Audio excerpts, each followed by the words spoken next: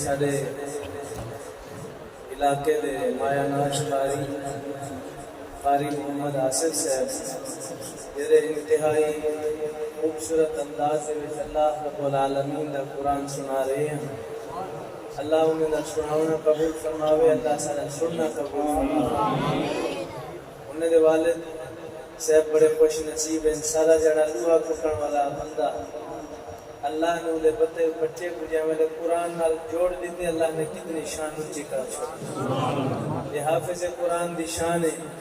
اللہ رب العالمین نے ان کو عزت مقام بخشے جو قیامت والے جاڑے اللہ رب العالمین فرمے سن اپنے ایسے گھرانے دے افراد جنہیں دے ہوتے جہنم واجب کی چکی ہے، اللہ سے فرمے سن تو انہیں دے حق سفارش کر، انہیں دے حق تیری سفارش کو قبول فرمے.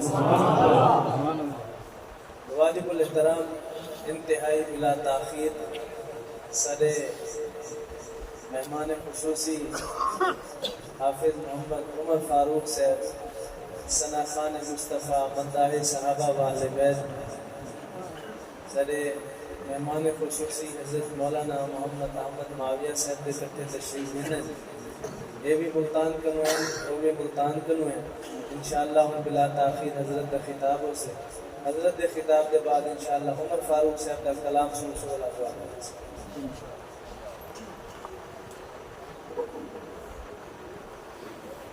خوش نصیبی ہے تھوڑی ساری سارے نوجوان سوڑی موبائل دے دے ساری رات گزر میں دیے تے احساس کہنے چیزا جے ویلے دیکھ کہیں محفل جان بہونا تو بلا دے اولے دے دو والا کھڑیا کھڑیا بلا بار بار کھڑیا دے یار سارا بڑھ سے کہ آج پتہ کہ جے ویلے چہرے چھوٹ سے، لیکن خدا دی قسم ایک خبر ہے تو آپ کو پتہ لگ سے کہ یار جیرے چھاٹ جیرے کھڑیا ہوئے مسجد ایمان بیٹھا نا جے مول میں دے پکڑے دھکڑے آج فیدے آلے ہوئے اپنے آپ کو پکڑا دھکڑا نہ سمجھ رہی ہو، صرف اپنی نیت جو رہنا خالص اللہ رب العالمین دی رضا واسطے نیت کرتے بولتے انشاءاللہ العالمین.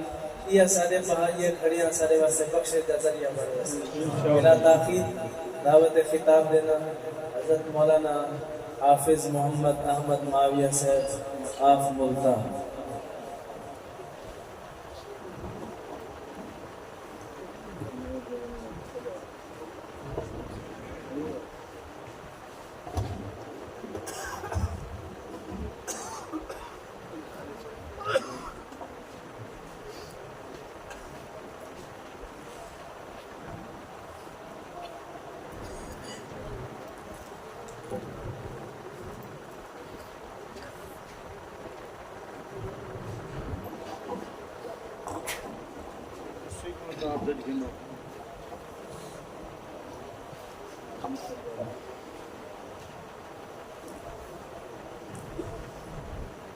الحمد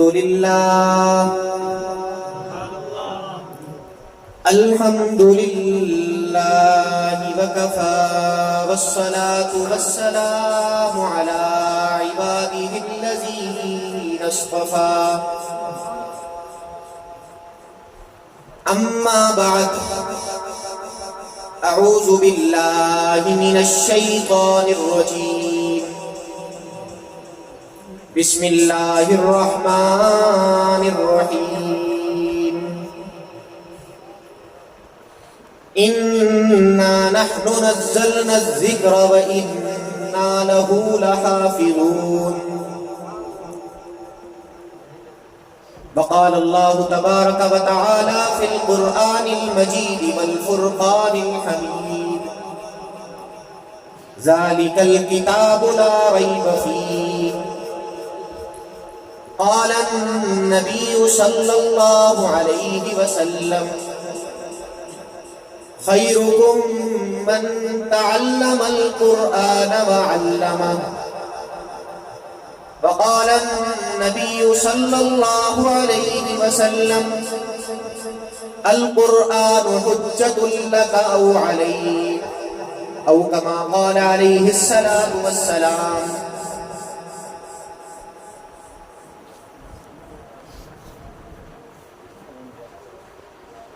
ہوں لاکھوں سلام اس آقا پر بت لاکھوں جس نے توڑ دیے، ہو لاکھوں سلام اس آقا پر، بت لاکھوں جس نے توڑ دیے، دنیا کو دیا پیغام سکون، انسانوں کے رخ موڑ دیے۔ اس ہادی عالم نے کیا کیا نہ دیا انسانوں کو، دستور دیا منشور دیا، کچھ راہیں دی کچھ موڑ دیے۔ بدلے گا زمانہ لاکھ مگر قرآن نہ بدلا جائے گا، یہ قول محمد قول خدا فرمان نہ بدلا جائے گا۔ دنیا میں بدلتے رہتے ہیں وزراء بھی، شاہ بھی، لیڈر بھی، پر شاہ عرب محبوب خدا سلطان نہ بدلا جائے گا۔ کوئی لاکھ برا سمجھے عشق صحابہ سرد ہماری ہے، خدا کا فضل خصوصی ہے ہم پر، مقدر میں صحابہ کی چوکیداری ہے۔ اور یہ سر کٹ جائے ناموس صحابہ پر، واللہ ہمیں موت بھی پیاری ہے۔ اور احمد کیوں نہ ہو خدا ہم سے راضی، ہماری صحابہ سے یاری ہے۔ اس آواز کو کھول دیں۔ میرے واجب الاحترام، قابل صد احترام، سربکف سرفروش، توحید و سنت کے پروانوں، اصحاب رسول کے دیوانوں، قابل فخر دوستوں، بزرگوں، ساتھیوں، نوجوانوں،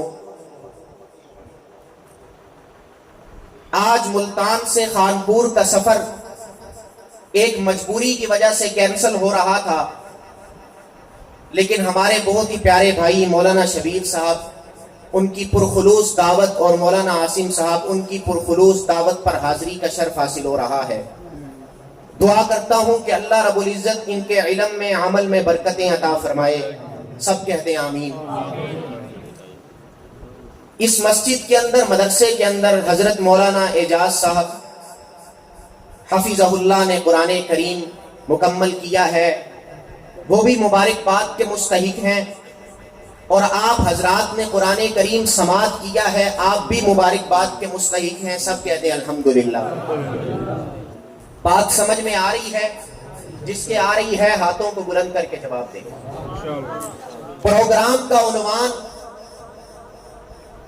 عظمت قرآن ہے، قرآن کریم کی تکمیل ہوئی ہے۔ قرآن کریم فقط کتاب کا نام نہیں ہے، قرآن کریم فقط ایک کتاب کا نام نہیں ہے، بلکہ قرآن ایک حقیقت کا نام ہے، قرآن عملی زندگی کا نام ہے، قرآن عدل و انصاف کا آئینہ دار ہے۔ قرآن جہاں پر رحماء بینہم کی تلقین کرتا ہے، وہیں پر قرآن اشداء علی الکفار کا پیغام بھی سناتا ہے۔ جہاں پر قرآن نے ہمیں ظالم کی آنکھوں میں آنکھیں ڈالنے کی تلقین کی ہے، وہیں پر قرآن ہمیں مظلوم کی حمایت کرنے کی ترغیب دیتا ہے۔ جہاں پر قرآن نے ہمیں اعلاء کلمت اللہ کا علم لہرانے کا پیغام دیا ہے، وہیں پر قرآن میدان کے اندر علم جہاد لہرانے کی ترغیب دیتا ہے۔ جہاں پر قرآن نے میدان تصوف سے آراستہ کیا ہے، وہیں پر قرآن ہمیں میدان تبلیغ کے گر بھی سکھاتا ہے۔ جہاں پر قرآن نے ہمیں علم حدیث دیا ہے، وہیں پر قرآن ہمیں علم قرآن سے آشنا بھی کرتا ہے۔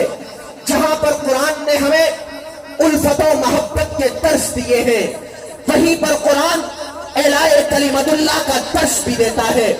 قرآن فقط ایک کتاب کا نام نہیں ہے، بلکہ قرآن ایک حقیقت کا نام ہے، اور قرآن وہ کتاب ہے، وہ مقدس اعلیٰ اور افضل کتاب ہے کہ جس کا ثانی پوری دنیا کائنات کے اندر کوئی نہیں ہے۔ قرآن وہ مقدس کتاب ہے جو اپنا تعارف بھی خود بتاتی ہے۔ اگر قرآن سے پوچھا جائے کہ قرآن تیرا نام کیا ہے، قرآن جواب میں کہتا ہے قرآن مجید، میرا نام قرآن مجید ہے۔ اگر قرآن سے پوچھا جائے کہ قرآن تیری زبان کیا ہے، تو قرآن جواب میں کہتا ہے بلسان عربی مبین۔ اگر قرآن سے پوچھا جائے کہ قرآن تو کس مہینے میں نازل ہوا، قرآن جواب میں کہتا ہے شہر رمضان الذی انزل فیہ القرآن۔ اگر قرآن سے پوچھا جائے کہ قرآن تو کس رات میں نازل ہوا، قرآن جواب میں کہتا ہے انا انزلناہ فی لیلۃ القدر۔ اللہ کا قرآن، اگر قرآن سے پوچھا جائے کہ قرآن لوگوں میں کس لیے آیا؟ قرآن جواب میں کہتا ہے ہدی للناس، میں لوگوں میں بھلائی کے لیے آیا۔ اگر قرآن سے پوچھا جائے کہ قرآن تیرا مسکن کیا ہے، قرآن جواب میں کہتا ہے فی لوح محفوظ، میرا مسکن لوح محفوظ ہے۔ اگر قرآن سے پوچھا جائے کہ قرآن تجھے لانے والا کون ہے، قرآن جواب میں کہتا ہے نزل علی محمد۔ اگر قرآن سے پوچھا جائے کہ قرآن تو کس لیے آیا، قرآن جواب میں کہتا ہے ہدی للناس، میں لوگوں کی بھلائی کے لیے آیا۔ اور اللہ کے نبی کا ارشاد ملتا ہے خیرکم من تعلم القرآن وعلمہ، تم میں سے بہترین شخص وہ ہے، تم میں سے اعلیٰ ترین شخص وہ ہے جو قرآن کو پڑھتا ہے، قرآن کو سمجھتا ہے، قرآن کو سیکھتا ہے۔ اور اللہ کے نبی نے کہا تھا القرآن حجت لک او علیک، یا قرآن تیرے حق میں گواہ ہوگا یا تیرے خلاف گواہ ہوگا۔ کانپور کے لوگوں، میں بتانا چاہتا ہوں قرآن کو پڑھنا بھی ثواب ہے، قرآن کو دیکھنا بھی ثواب ہے، قرآن کو چومنا بھی ثواب ہے، قرآن کو ہاتھ لگانا بھی ثواب ہے، اور قرآن کا خیال دل و دماغ و تصور میں لانا بھی ثواب ہے۔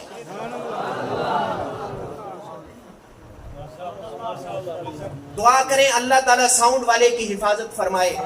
مائک میں آواز کو کھولتا ہوں، آپ آواز کو بند کر دیتے ہیں۔ ادھر سے آپ جو یہاں پر خطیب بیٹھا ہوتا ہے اس کو پتا چلتا ہے کہ کس طرح میں آواز کو بڑھاتا ہوں، ادھر سے آواز بند کر دیتے ہیں۔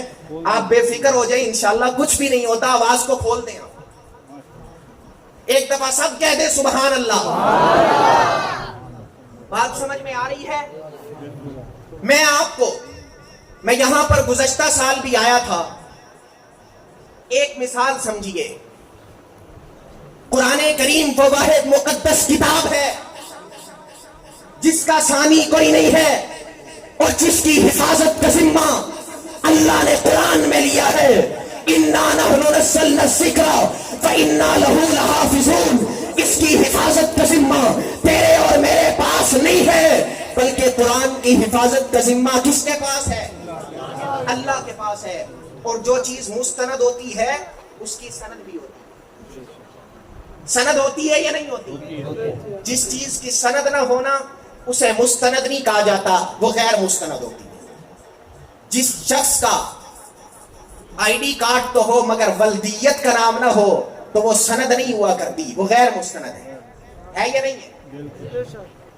یہاں پر سکولوں کے، کالج کے، یونیورسٹی کے طلباء ہوں گے، وہ جا کر اپنے سر سے سوال کریں کہ جناب والا آپ نے کیمسٹری پڑھائی ہے، فزکس پڑھائی ہے، اردو انگلش کی کتابیں آپ پڑھاتے ہیں، آپ سے سوال یہ ہے کہ یہ کتابیں خود آپ نے کہاں سے پڑھی ہیں؟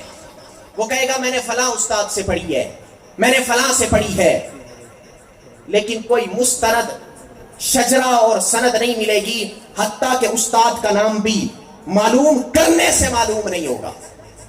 وہ ایک استاد سے پوچھے گا، دوسرے سے پوچھے گا، لیکن کوئی مستقل سند نہیں ہوگی۔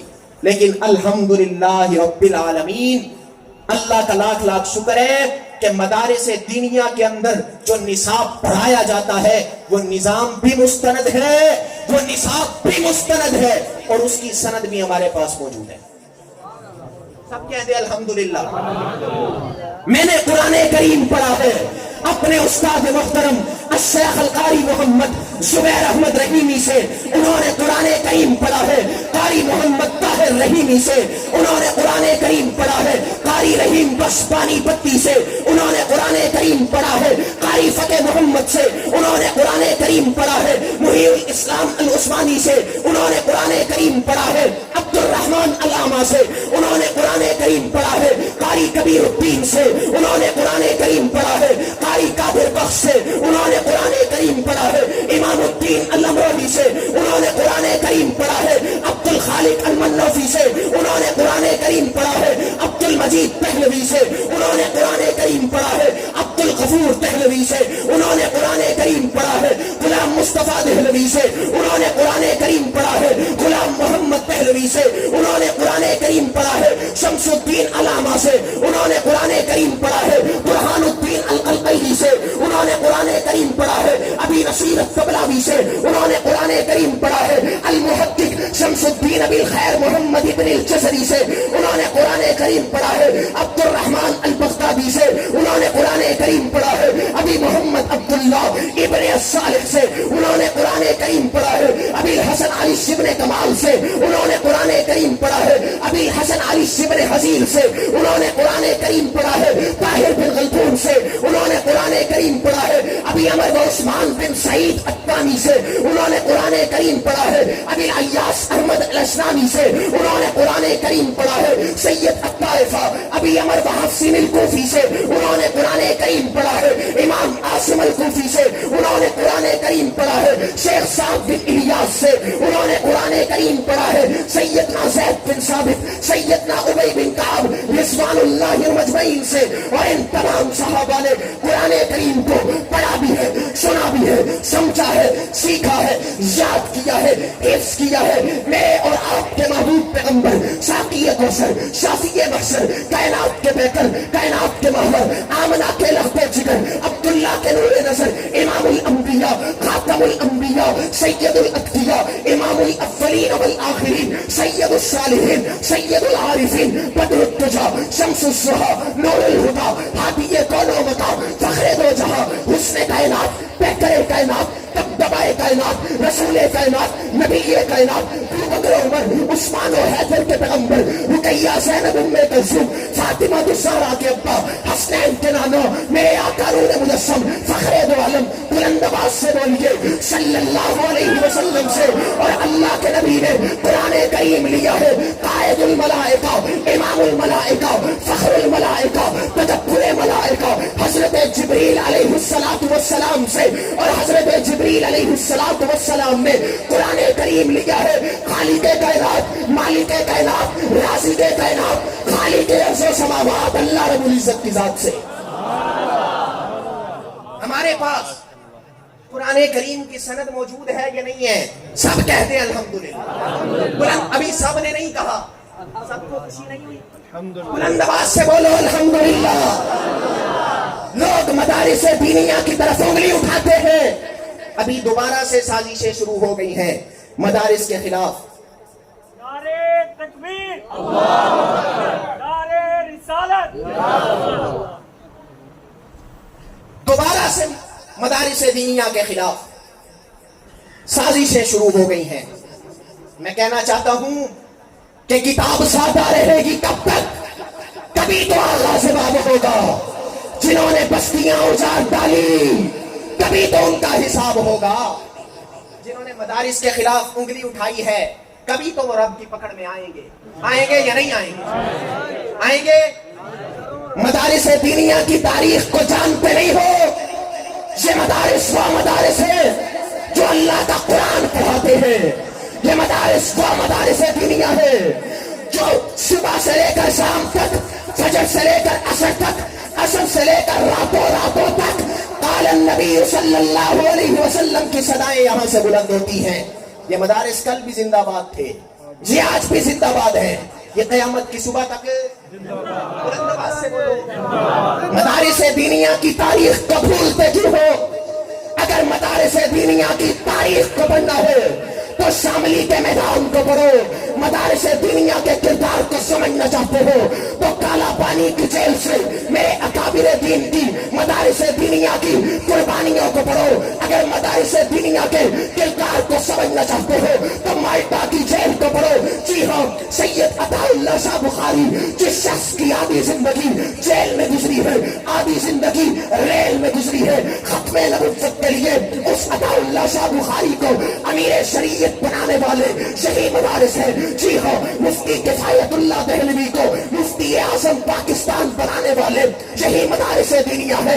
قاسم العلوم والخیرات مولانا قاسم نانوتوی کو قاسم العلوم والخیرات بنانے والے یہی مدارس دینیہ ہے. مفتی محمود کو مفکر اسلام بنانے والے یہی مدارس دینیہ ہے. مولانا حق نواز کو امیر عظیمت بنانے والے یہی مدارس دینیہ ہے. مولانا ضیاء الرحمن فاروقی کو مورخ اسلام بنانے والے یہی مدارس دینیہ ہے. مولانا اعظم طارق شہید کو جبل استقامت بنانے والے یہی مدارس دینیہ ہے. علامہ علی شیر حیدری کو حجت اللہ فی الارض بنانے والے یہی مدارس دینیہ ہے. پوچھتے کیا ہو؟ یہ مدارس دینیہ تو وہ مدارس دینیہ ہے. مدارس دینیہ کا کردار پوچھتے ہو.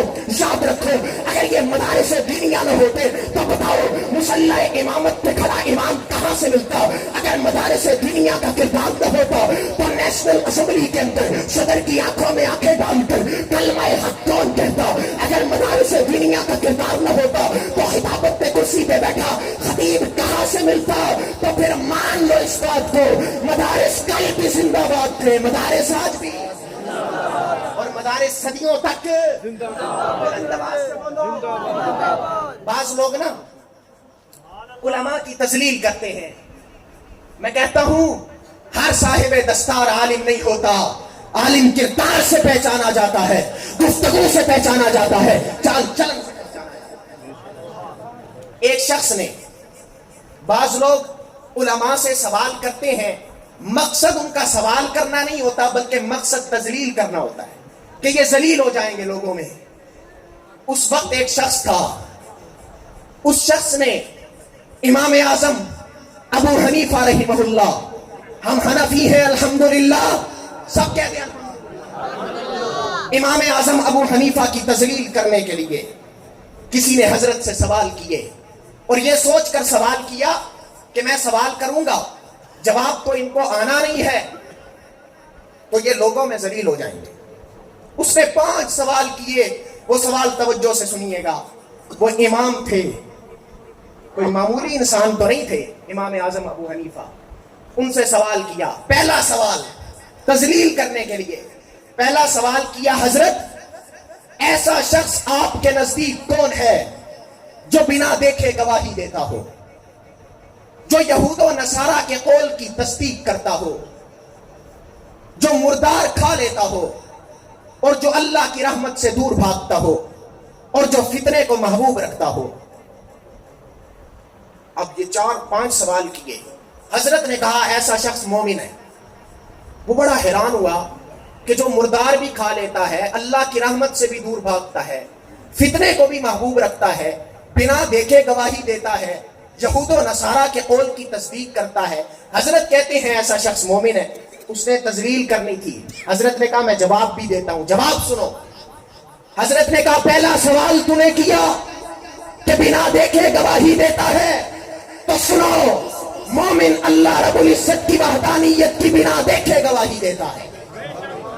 دوسرا سوال کیا، یہود و نصارہ کے قول کی تصدیق کرتا ہے. حضرت نے کہا قرآن میں موجود ہے وقالت اليهود ليست النصارى على شيء وقالت النصارى ليست اليهود على شيء. قرآن کے اندر یہود و نصارہ کا یہ قول ہے اور مومن اس قول کی تصدیق کرتا ہے. تیسرا سوال، اس نے کہا مردار کھا لیتا ہے. حضرت نے کہا مچھلی پانی میں ہوتی ہے، جب نکال دیا جائے تڑپ تڑپ کے مردہ ہو جاتی ہے، مومن وہ کھا لیتا ہے. اب چوتھا سوال، اس نے کہا اللہ کی رحمت سے دور بھاگتا ہے. تو حضرت امام اعظم ابو حنیفہ انہوں نے کہا جب بارش آتی ہے، بارش اللہ کی رحمت ہے، وہ بارش سے دور بھاگتا ہے کہیں کپڑے خراب نہ ہو. پانچواں سوال کہ فتنے کو محبوب رکھتا ہے.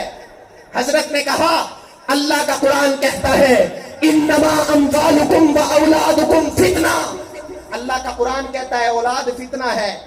اولاد فتنہ سمجھ کر بھی انسان محبوب رکھتا ہے. تو بتائیے علماء کی بصیرت کو سلام ہے یا نہیں ہے؟ ایسے سوال. اس لیے علماء سے اگر آپ بطور تذلیل کے سوال کریں گے خود ذلیل ہو جاؤ گے، علماء ذلیل نہیں ہوں گے، وہ جواب دیں گے. اس لیے ہم کہتے ہیں کہ مدارس دینیہ کی طرف انگلی مت اٹھاؤ. اگلی بات، قرآن کریم کی بات کی ہے. قرآن سے محبت صرف قرآن سے محبت نہیں ہے بلکہ قرآن سے محبت اللہ سے محبت ہے. قرآن سے محبت رسول اللہ سے محبت ہے. قرآن سے محبت صحابہ سے محبت ہے.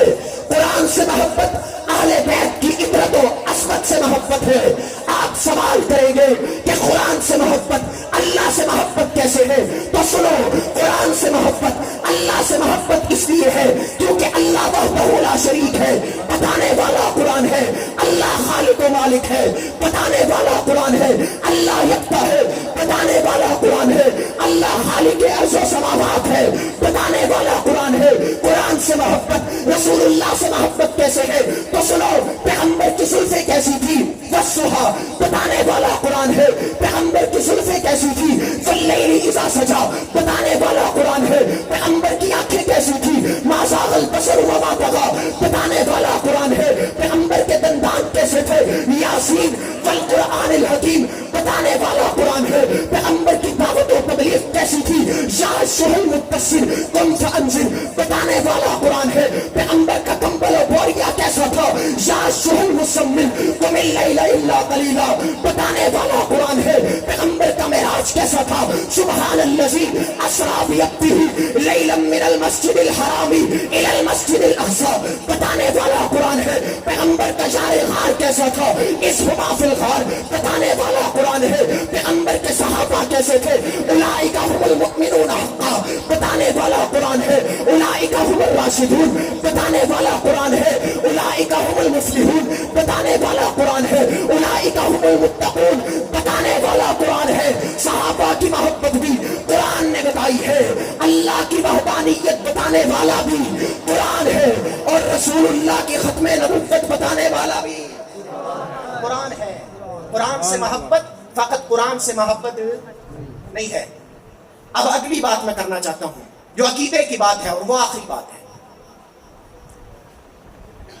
हजरत आपने, ये रमजानुल मुबारक का महीना है, रमजानुल मुबारक का महीना है, और आप देख लें कि रमजान के अंदर यकम रमजान से अब तक आप अपना मुहासबा कर लीजिए कि हमने कुछ कमाया है या नहीं, हमने कुछ कमाया है या नहीं कमाया।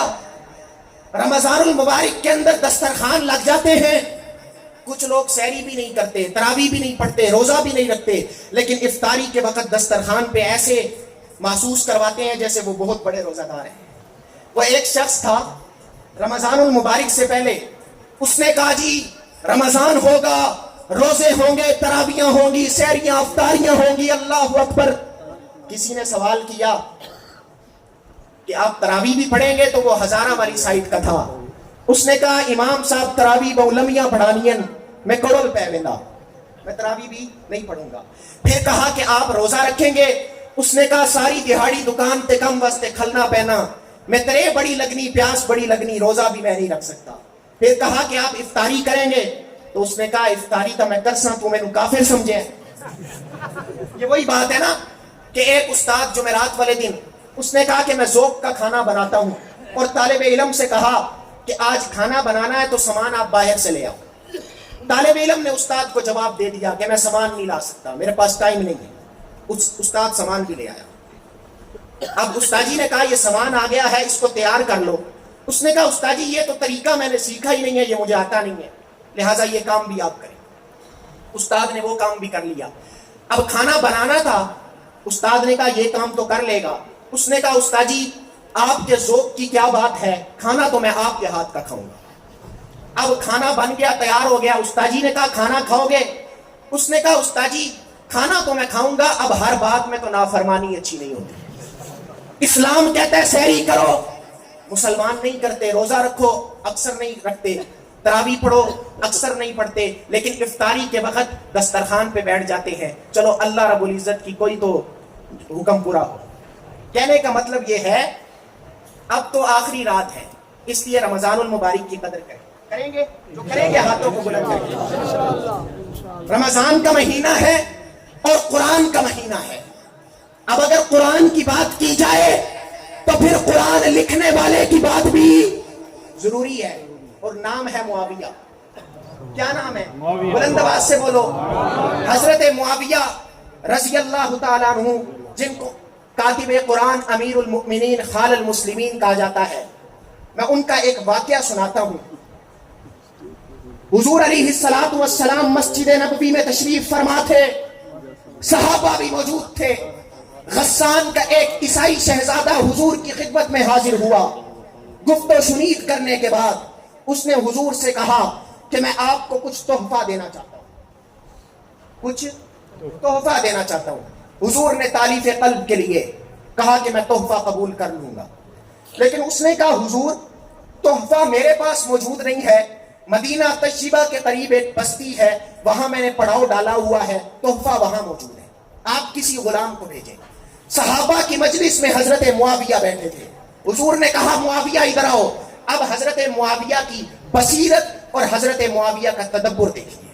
حضرت معاویہ آئے اور کہا اس عیسائی شہزادے کے ساتھ چلے جاؤ، یہ آپ کو تحفہ دے گا، وہ تحفہ میری امانت میرے پاس لا کر مجھے دے دے۔ حضرت معاویہ نے کہا ٹھیک ہے، وہ شہزادے کے ساتھ چل پڑے۔ اب حضرت معاویہ کا جوتا مسجد نبوی کے دوسری طرف رکھا ہوا ہے۔ حضرت معاویہ کو حضور کا حکم اتنا ضروری تھا کہ وہ جوتا لینے کے لیے مسجد نبوی کے دوسرے حصے میں نہیں گئے، ننگے پاؤں چل پڑے پیدل۔ اور جو لوگ عمرہ کرنے جاتے ہیں، عرب کی گرمی اور عرب کا صحرا، پیدل چلے حضرت معاویہ، کچھ دیر چلے، ریت پر گرمی اتنی تھی۔ شہزادے کو کہا شہزادہ تو سواری پر سوار ہے، مجھے بھی سواری پر سوار کر لے۔ اس شہزادے نے کہا کہ تو کمی اور نوکر ہے، تو حضور کا غلام ہے، میری تو یہ شخصیت نہیں کہ میں تجھے اپنی سواری پر سوار کروں۔ حضرت معاویہ نے کہا تو شہزادہ ہی صحیح، ہم کمی اور نوکر صحیح۔ وہ کمی اور نوکر نہیں تھے، پیغمبر کے صحابی تھے۔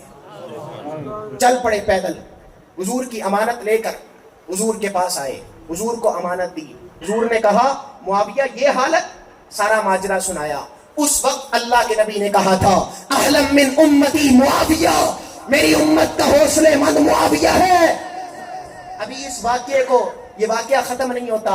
وہ کہتے ہیں نا کہ گدا کو بادشاہ یا بادشاہوں کو گدا کر دے، میرا مالک تو جب چاہے کسی کو کیا سے کیا کر دے۔ اس واقعے کو 37 سال کا عرصہ گزر جاتا ہے۔ ایک وقت آتا ہے حضرت معاویہ شام کی خلافت میں تخت بادشاہت پر بیٹھے ہیں، فتوحات کا زمانہ ہے، 600 قیدیوں کا لشکر حضرت معاویہ کی خدمت میں آتا ہے۔ ان 600 قیدیوں میں سر فہرست جو قیدی ہوتا ہے وہ وہی غسان کا شہزادہ ہوتا ہے جس نے کہا تھا کہ معاویہ تو کمی اور نوکر ہے، میں تجھے اپنی سواری پر سوار نہیں کرتا۔ اللہ نے کمی اور نوکر کو بادشاہ بنا دیا اور شہزادے کو لا کر قدموں میں بٹھا دیا۔ کہا حضرت معاویہ نے کہا اس کے بازو کھول دی جائیں، زنجیریں کھول دی جائیں، آزاد کر کے میرے پاس لایا جائے۔ وہ آیا، حضرت معاویہ نے کہا شہزادے 1 مہینے کے لیے تو شاہی دسترخوان پر مہمان ہے، اور 10,000 درہم یا دینار دیے۔ وہ لے کر جب پلٹانا پھر واپس آیا، کہا آپ وہی معاویہ بن ابو سفیان تو نہیں ہو جس کو میں نے کمی اور نوکر کہا تھا، سواری پر سوار نہیں کیا تھا، وہ ننگے پاؤں تھا۔ حضرت معاویہ نے کہا میں وہی ہوں۔ وہ شہزادہ بڑا پریشان ہوا، کہا یہ آپ نے کیا کیا؟ میں نے تو ظلم کیا تھا، آپ نے محبت کی۔ حضرت معاویہ نے کہا اللہ کے نبی نے کہا تھا احلم من امتی معاویہ، میں نے حضور کی سنت کو زندہ کیا ہے۔ تو شہزادہ ہے، تو عیسائی تھا، تو نے مذہب عیسائیت کا پرچار کیا ہے۔ اس شہزادے نے کہا امیر المؤمنین ہاتھ آگے بڑھائیے، میں کلمہ پڑھنا چاہتا ہوں۔ یہ حضرت معاویہ کا تدبر تھا۔ اب صحابہ کی بات میں آخر میں کرتا ہوں، اس لیے وہ بات کرتا ہوں۔ اب ایک مثال سمجھیے، کوئی چیز بھی دنیا میں نہ بغیر محنت کے وجود میں نہیں آتی، محنت لگتی ہے۔ آپ مرکز بنائیں، مسجد بنائیں، گھر بنائیں، محنت لگتی ہے یا نہیں لگتی؟ لگتی ہے، خون لگتا ہے، پسینہ لگتا ہے۔ لیکن کوئی بدبخت یہ کہے کہ اسلام بغیر محنت کے وجود میں آ گیا، وہ بے وقوفی کرتا ہے، غلط کہتا ہے۔ اسلام کو لانے والے کون ہیں؟ صحابہ ہیں، اور جنہوں نے دن کو نہیں دیکھا، جنہوں نے راتوں کو نہیں دیکھا، جو عرب سے چلے تھے عجم تک پہنچے۔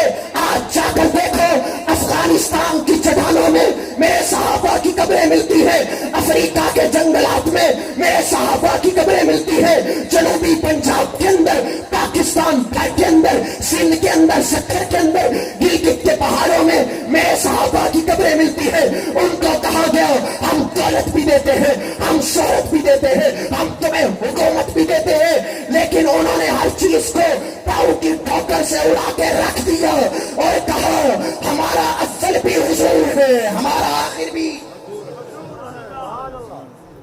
حضرات صحابہ کا ایک واقعہ ہے، وہ واقعہ سنا کر میں اپنی بات کو ختم کرتا ہوں، لیکن وہ نوجوان سنیں گے؟ وہ بڑی غیرت کا واقعہ ہے۔ حضور مسجد نبوی میں تشریف فرما ہے، مسیلمہ کذاب کا خط آتا ہے۔ یہ اتنا دلچسپ واقعہ ہے کہ جب سنیں گے تو آپ کو اندازہ ہوگا۔ مسیلمہ کذاب کا خط آتا ہے، وہ لکھتا ہے حضور میرے ساتھ 2 معاہدے کیجئے، ایک یہ کہ آدھے عرب کے نبی آپ بن جائیں، آدھے عرب کا نبی میں بن جاتا ہوں، اور یا تو آپ کے وصال کے بعد آپ کی نبوت ختم ہو جائے گی اور نبی میں بن جاؤں گا۔ حضور نے کہا رسالت مجھے اللہ نے عطا کی ہے، نبوت مجھے اللہ نے عطا کی ہے، میں کل بھی نبی تھا، میں آج بھی نبی ہوں، اور میں قیامت تک نبی رہوں گا۔ خط کا جواب لکھا اور کذاب لکھا۔ جب کذاب لکھا نا، خط اٹھایا، کہا صحابہ تم میں سے کون اس خط کو لے کر مسیلمہ کے دربار میں جائے گا؟ کیونکہ پتا تھا کہ جو خط لے کر جائے گا وہ جان سے چلا جائے گا۔ اب وہاں ایک صحابی بیٹھے ہیں، نام حضرت حبیب بن زید ہے، مکہ کی گلیوں میں سر پر ٹوکرا رکھ کر کھجوریں بیچا کرتے تھے۔ وہ کھڑے ہوئے کھجور کھاتے ہوئے، کہا حضور میں جاؤں گا۔ اب کھجور کھا رہے ہیں، کچھ ذرات کھجور کے نکل کر صحابہ کے چہروں پر لگے۔ صحابہ نے کہا حبیب اتنی جلدی تھی؟ حضرت نے کہا مجھے اتنی جلدی تھی، میں جانا چاہتا ہوں اس لیے میں کھڑا ہوا۔ حضور نے کہا حبیب جرأت سے جانا ہے، غیرت سے جانا ہے۔ نیزہ دیا، تلوار دی، اور گھوڑا اور خط دیا۔ حضرت حبیب بن زید مسیلمہ کے دربار میں گئے اور نیزہ جا کر مسیلمہ کے دربار میں کاٹ دیا۔ تخت شاہی پہ بیٹھا مسیلمہ قصاب پھٹک کے رہ گیا، کہتا کون آیا ہے؟ حضرت حبیب بن زید نے کہا اوے سالم تو جانتا نہیں ہے، ہمارے تو چہرے بتاتے ہیں کہ ہم محمد عربی کے غلام ہیں۔ تلوار اٹھائی، بازو کو کاٹ دیا، دوبارہ تلوار اٹھائی اور کہا حبیب تیرے پیچھے میرے دربان، میرے نوکر، میرے غلام کھڑے ہیں، وہ تجھے نوچ ڈالیں گے، وہ تجھے کاٹ ڈالیں گے۔ پیچھے مڑ کے دیکھ، حضرت حبیب بن زید نے اس وقت کے فرعون کو تاریخی جواب دیا، کہا جب میں محمد عربی کے دربار سے نکلا تھا مجھے پتا تھا میں جان سے چلا جاؤں گا، میرے 12 بچے ہیں، کچھ دودھ پیتے بچے ہیں اور کچھ چل پھر بھی نہیں سکتے، مجھے پتا تھا میں جان سے چلا جاؤں گا۔ میرے محمد نے مجھے خط دیا اور میں نے پیچھے مڑ کے اپنے دودھ پیتے بچوں کو نہیں دیکھا، میں تیرے غلاموں کو دیکھ لوں۔ مسلمہ نے دوسری بازو بھی کاٹ دی، پھر تلوار اٹھائی، کہا تیرا نبی مجھے کذاب کہتا ہے، تیرا کیا خیال ہے؟ حضرت نے کہا میرا اب بھی وہی خیال ہے جو میرے نبی کا خیال ہے۔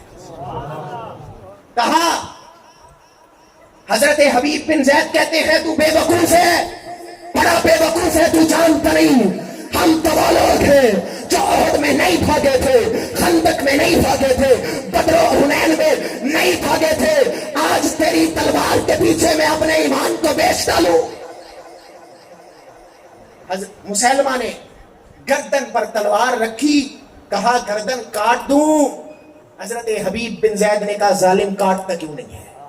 گردن کٹی، شہید ہو گئے۔ پیغمبر کو خبر ملی، حضور کی آنکھوں میں آنسو آئے، کہا میرا حبیب شہید ہو گیا ہے، جنت کے دروازے کھول دیے گئے۔ میں کہتا ہوں یہ میرے صحابہ تھے۔ میدان تصوف کی سر فہرست میں دیکھو نام ابو بکر ملتا ہے، یہ ابو بکر صحابہ میں شامل ہے۔ میدان عدل کی سر فہرست میں نام عمر بن خطاب ملتا ہے، یہ عمر صحابہ میں شامل ہے۔ میدان سخاوت کی سر فہرست پر نام عثمان غنی ملتا ہے، یہ عثمان صحابہ میں شامل ہے۔ میدان شجاعت کی سر فہرست میں نام علی المرتضیٰ ملتا ہے، یہ علی صحابہ میں شامل ہے۔ میدان تدبر میں سر فہرست پر نام معاویہ ملتا ہے، یہ معاویہ صحابہ میں شامل ہے۔ میدان قرات میں سر فہرست پر نام ابی بن کعب ملتا ہے، یہ ابی بن کعب صحابہ میں شامل ہے۔ اور میدان زہد و تقویٰ میں نام ابو ذر غفاری ملتا ہے، یہ ابو ذر غفاری صحابہ میں شامل ہے۔ میدان استقامت میں سر فہرست پر نام امیر حمزہ کا ملتا ہے، یہ امیر حمزہ صحابہ میں شامل ہے۔ اور تم بکواس کرتے ہو کچھ لوگ صحابہ پر، ہم کہتے ہیں کہ صحابہ بھی ہمارے ایمان کا حصہ ہیں اور اہل بیت بھی۔ مانتے ہو یا نہیں؟ اور میں یہاں پر بیٹھے ہوئے نوجوانوں سے بات کرنا چاہتا ہوں کہ زندگی اس چیز کا نام نہیں ہے کہ آپ دنیا میں رہیں کھائیں پیے اور دنیا سے چلے جائیں، بلکہ زندگی اس چیز کا نام ہے کہ آپ ایسا کچھ کر کے جائیں کہ جب دنیا کے چلے جانے کے بعد تمہارے جنازوں سے لا الہ الا اللہ محمد الرسول اللہ کے ساتھ ساتھ ختم نبوت زندہ باد کے نعرے لگے، اور جب تمہارا لاشا قبر کی پتال میں رکھ دیا جائے تو تمہارے کہے ہوئے الفاظ لوگوں کے کانوں میں اذان بن کے گونجتے رہے۔ زندگی جینی ہے تو پھر شیر کی طرح جی کر جاؤ۔ میرے مرشد نے کہا تھا فنا فی اللہ کی تہ میں بقا کا راز مثمر ہے، جسے مرنا نہیں آتا اسے جینا نہیں آتا۔ اور یہ فلسطین کی بات کرتا ہوں، آج فلسطین کے اندر کیا ہو رہا ہے؟ ہمیں تو شہری میں انفاع و اقسام کے کھانے بھی مل جاتے ہیں، ہم تو افطاری کے اندر سموسے بھی کھا لیتے ہیں، پکوڑے بھی کھا لیتے ہیں، طرح طرح کے کھانے اور ڈشیں بھی مل جاتی ہیں۔ جاؤ غزہ اور مسجد اقصی کے ان مظلوم بچوں سے جا کر سوال تو کرو جنہوں شہری میں بھی گولیاں ملتی ہے، جن کو افطاری میں بھی گولیاں ملتی ہے، اور سارا دن جن پر یہودی ایٹم بم برساتے ہیں۔ کل لیبیا تباہ ہو گیا تھا، مسلمان خاموش رہے، برما تباہ ہو گیا، مسلمان خاموش رہے، لبنان تباہ ہو گیا، مسلمان خاموش رہے، عراق تباہ ہو گیا، مسلمان خاموش رہے۔ یہ قوم صلاح الدین ایوبی کی تاریخ بدل چکی ہے، جس سے کسی نے سوال کیا تھا حضرت آپ ہنستے کیوں نہیں ہے؟ حضرت نے تاریخی جواب دیا تھا جب تک بیت المقدس آزاد نہیں ہوتی مجھ پر ہنسنا حرام ہے۔ یہ قوم محمد بن قاسم کو بھول چکی ہے، اور جس نے 18 سال کی عمر میں ایک عورت کی چیخو پکار پر سارے سندھ کو فتح کر دیا تھا، آج تو ہزاروں لاکھوں مائیں رو رہی ہے، عصمت نہیں کی جا رہی ہے، ان کی عزتوں کو بیچا اور نیلام کیا جا رہا ہے، لیکن مسلمان خاموش ہے۔ آج فلسطین کے اوپر یہودی حملہ کر رہے ہیں، یاد رکھو کوئی بعید نہیں کہ یہ وقت ہم پر بھی آ سکتا ہے، آ سکتا ہے یا نہیں؟ اس لیے کم سے کم اسرائیلی پروڈکٹ کا بائیکاٹ تو کرو گے۔ اسرائیل کی یہودیوں کی پروڈکٹ کا بائیکاٹ جو کرے گا وہ ہاتھوں کو بلند کر کے جواب دے۔ کرو گے یا نہیں کرو گے؟ جو لوگ مسلمانوں کو مارتے ہیں، جو چیختے ہیں، ان کے خون بہائے جاتے ہیں، لیکن ہمیں ترس نہیں آتا۔ اس لیے ہم ممبر پہ بیٹھ کے فلسطین کے حق میں بات کر رہے ہیں۔ اس لیے میں نوجوانوں کو کہتا ہوں اپنے مرکز سے اگر دور نکل جاؤ گے خراب ہو جاؤ گے، افسانوں میں دھل جاؤ گے، اپنے پرچم کا رنگ بلا مت دینا، سرخ شولوں سے جو کھیلو گے تو چل جاؤ گے۔ اپنی مٹی ہی پہ چلنے کا سلیقہ سیکھو، سنگ مرمر پہ چلو گے تو پھسل جاؤ گے۔ اور ہم سفر ڈھونڈو، نہ کسی کا سہارا چاہو، ٹھوکریں کھاؤ گے تو خود ہی سنبھل جاؤ گے۔ اور نوجوانوں تم ہو زندہ و جاوید روایات کا ایک چراغ، تم کوئی شام کا سورج ہو جو ڈھل جاؤ گے۔ فقط الفاظ تک نہیں محبوب، اس کے صحابہ میں ایک ذوق رکھتا ہوں، مدحت صحابہ ہے میرے خون میں شامل، اسی لیے موقف اپنا تو ٹوک رکھتا ہوں۔ کرے تبرہ کوئی حق چار یار پر، ایسے لعین کو احمد میں روک رکھتا ہوں، جو گر ٹھوکے میرے صحابہ پر، ایسے شخص کو جوتے کی نوک رکھتا ہوں۔ وما علینا الا البلاغ۔